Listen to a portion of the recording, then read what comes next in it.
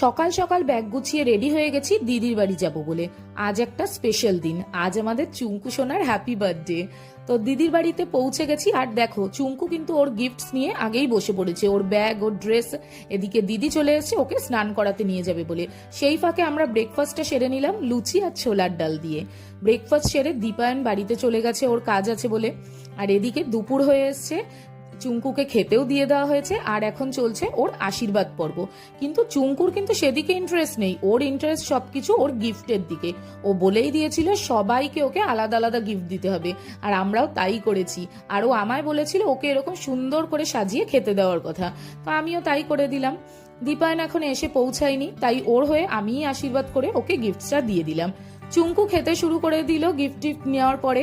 তার ততক্ষণে দীপায়নও চলে এসছে, তারপরে আমরা লাঞ্চ করতে বসে গেলাম। আর সন্ধ্যের সেলিব্রেশনটা আসছে নেক্সট ভিডিওতে।